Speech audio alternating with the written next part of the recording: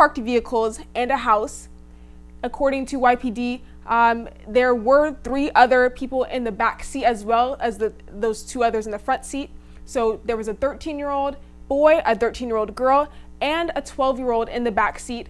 YPD says that one of the 13-year-olds in the back seat and the 18-year-old in the passenger seat were related. The 18-year-old and 16-year-old who were in the front seat were pronounced dead on scene, according to YPD. Those other teenagers in the back seat, both 13-year-olds and the 12-year-old, were then taken to the Yuma Regional Medical Center. Both 13-year-olds were then taken to the Phoenix Area Hospital to receive further treatment for their serious injuries. I visited the neighborhood earlier today. You can see some of the skid marks still on the sidewalk. You can also see some of the vehicles that were crashed into, their broken glass, parts of the brick wall on the floor. I spoke with a neighbor and they shared, that it's just heartbreaking and that their hearts go out to the families, and they're asking the community to keep those families in their prayers. And they heard the crash happen this morning. So again, if you're just tuning in, this morning there was a fatal car crash involving teenagers who did pass away. A 16-year-old was driving a Honda Civic at high speeds, and they crashed into a house, 2 parked cars, and a brick fence, a brick wall. The 16 and 18-year-old were pronounced dead on scene. There were also 3 other children in the back seat. There was a 13-year-old boy, a 13-year-old girl, and a 12-year-old girl in the back seat. One of the 13-year-olds in the back seat and that 18-year-old passenger, according to YPD, were related. Those both 13-year-olds were then taken to Phoenix Area Hospital to receive medical treatment for serious injuries. And they were taken to the Yuma Regional Medical Hospital first over here just to assess their injuries.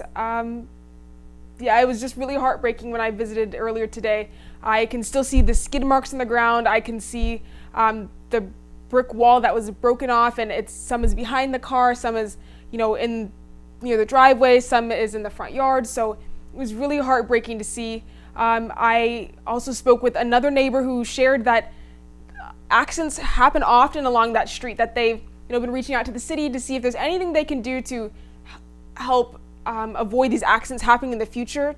And they shared that the city just helped put a speed limit sign there, but that neighbor was saying that isn't enough, that they hope for more change. And you will hear a little bit from both of those neighbors in our later newscast at our 6 p.m. and our 10 p.m. But it was really heartbreaking to see that. Again, the skid marks, the broken windows when I was there, to see the neighbors who were just so heartbroken. And they shared that they just hope that the community keeps those family members in their prayers and keeps them in their thoughts and mind as they are going through this hard and grieving time. If you're just tuning in, again, there was a fatal car crash earlier this morning on 14th Avenue and 11th Street around 3:30 a.m. It involved teenagers, 2 of them who did pass away, a 16-year-old and an 18-year-old. The car, YPD says that a 16-year-old was driving at high speeds, that they crashed into a house, a brick wall, and 2 parked cars. Now, when I talked to YPD about what seemed to be some factors, they did say that alcohol did seem to be a factor in this crash. Reporting in studio, Danielle Burke North, News 11.